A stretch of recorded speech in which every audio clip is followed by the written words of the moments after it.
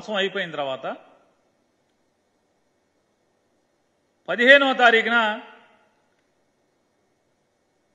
VRO గారు ఏది Palvai gate polling station number 202 presiding officer గారు విఆర్ఓ గారు ఒక రిపోర్ట్ పంపిస్తారు పోలీస్ స్టేషన్కి. ఆ రిపోర్ట్లో ఏమనంటుందంటే గుర్తు తెలియని వ్యక్తులు ఓటింగ్ మెషిన్ని ధ్వంసం చేశారు అని ఉంటుంది. దాంట్లో ఎక్కడా కూడా పిన్నెల్లి రామకృష్ణారెడ్డి ఎమ్మెల్యే వచ్చి ధ్వంసం చేశాడని పోలింగ్ ఆఫీసర్ కానీ ప్రిసైడింగ్ ఆఫీసర్ కానీ లేదా స్థానిక విఆర్ఓ కానీ పాల్వాయి గేట్ విఆర్ఓ కానీ ఎక్కడా మెన్షన్ చేయరు. మరి అక్కడ పోలింగ్ బూత్లో ఉన్న పోలీసులు ఉన్నారు కదా, ఎవరు మాట్లాడరు. ఎవరు కనీసం ఎమ్మెల్యే గారు పాల్గొన్నారని కూడా ఎవరు ఒక్కరోజు కూడా మెన్షన్ చేయలేదు. కనీసం రాతపూర్వకంగా కూడా రిపోర్ట్లో కూడా ఎమ్మెల్యే పేరు లేదు.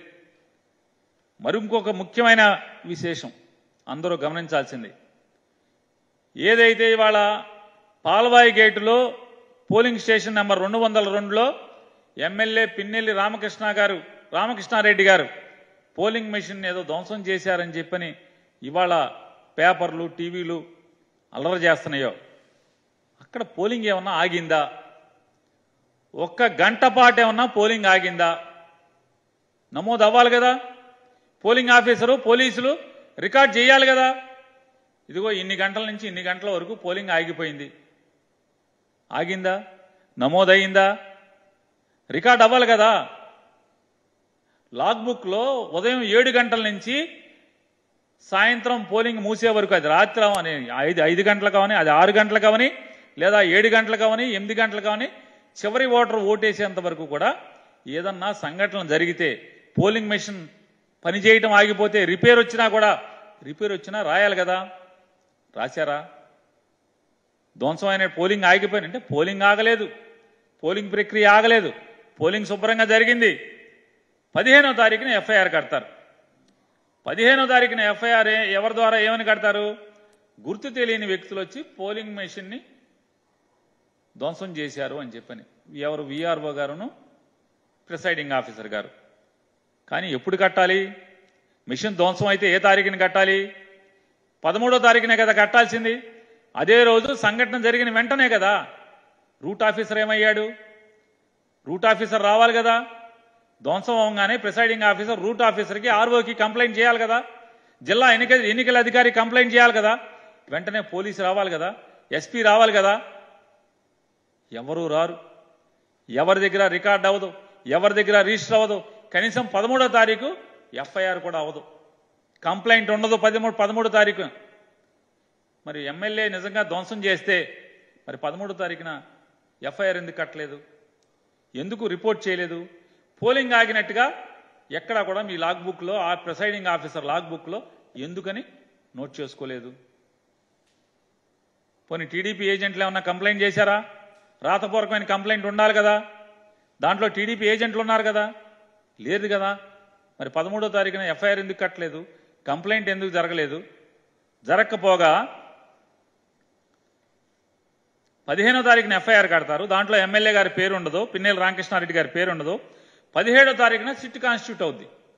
ఈ గొడవలన్నీ కూడా టీవీల్లో చూసిన తర్వాత election commission of India direction మేరకు సిట్ కాన్స్టిట్యూట్ అవుద్ది. డీజీపీ గారు ఒక సిట్ని కాన్స్టిట్యూట్ చేస్తాడు, స్పెషల్ ఇన్వెస్టిగేషన్ టీంని. 17వ తారీఖే సిట్టు మాచర్ల, అనంతపురం, తిరుపతి అన్ని వెళ్ళిపోతుంది. అక్కడికి క్షుణ్ణంగా అన్ని ఊర్లు వెళ్తారు. గొడవలు జరిగిన అన్ని చోట్ల విచారణ చేస్తారు, క్షుణ్ణంగా అధ్యయనం చేస్తారు. 18వ తారీఖున సిట్ వచ్చి మాచర్ల వెళ్ళొచ్చి డీజీపీ గారికి ఒక రిపోర్ట్ కూడా ఇస్తారు. ఎక్కడా వీటిలో 13వ తారీఖున ఇన్సిడెంట్ రోజు ఎఫ్ఐఆర్ అవ్వదు. 15వ తారీఖు ఏమో ప్రిసైడింగ్ ఆఫీసర్ తాపీగా ఏదో చుట్టాలింటికి పెళ్లికి వెళ్ళి వచ్చినట్టుగా ఆ రోజు కంప్లైంట్ ఇచ్చాడంటారు, విఆర్ఓ ఇచ్చాడంటారు. దాంట్లో గుర్తు తెలియని వ్యక్తులు అంటారు. అంటే ఎమ్మెల్యే ఎవడో తెలీదా? విఆర్ఓకి ఎమ్మెల్యే ఎవడో తెలీదా? ప్రిసైడింగ్ ఆఫీసర్కి ఎమ్మెల్యే ఎవడో తెలీదా?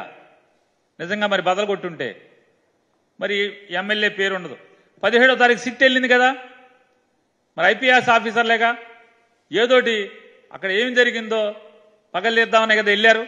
మరి ఎమ్మెల్యే వీళ్ళు సిట్ వెళ్తే ఎమ్మెల్యే పేరు ఏమన్నా దాంట్లో జరిగింది ఎవరన్నా చెప్పారా? కొన్ని సిట్టోళ్ళు వచ్చి 18వ తారీఖున డీజీపీకి ఇచ్చినట్టు దాంట్లో ఇట్లా ఎమ్మెల్యే మెషిన్ బాధలు కొట్టాడండి అని చెప్పిన ఎప్పుడు దాంట్లో చెప్పారా? మీడియాకి కూడా మీ అందరికీ కూడా సిట్ వాళ్ళు మీకు ఒక ఇది ఇచ్చారు. వాళ్ళు గమనించినటువంటి డీజీపీకి ఇచ్చినటువంటి ప్రిలిమినరీ రిపోర్ట్లో ఏమేమి అంశాలు ఉన్నాయో మీకు ఇచ్చారు. దాంట్లో ఎక్కడ కూడా ఓటింగ్ మిషన్లు పగిలినాయని కానీ, దాడి జరిగిందని కానీ, దాంట్లో ఎమ్మెల్యే పాల్గొన్నాడు, పిన్నెల్లి రామకృష్ణారెడ్డి గారు పాల్గొన్నాడని కానీ ఎక్కడ సిట్ ఇచ్చిన డీజీపీ గారికి ఇచ్చినటువంటి ప్రిలిమినరీ రిపోర్ట్లో ఎక్కడా లేదు. దానికి సాక్ష్యం మీడియాకి ప్రిలిమినరీ రిపోర్ట్లో ఏమేమి ఉన్నాయో మీడియాకి రివీల్ చేశారు. మరి ఎమ్మెల్యే నిజంగా పాల్గొంటే అది చాలా సెన్సేషన్ ఇష్యూ కదా. ఓటింగ్ మెషిన్లు బదలైపోతే చాలా సెన్సేషన్ ఇష్యూ కదా. అది ప్రపంచానికి తెలియదు కదా. మరి మీరేం చేశారు? మరి సిట్ కూడా ఏమీ ఇవ్వలేదు కదా. సిట్ కంప్లైంట్లో కూడా దాంట్లో ఎక్కడా లేదు.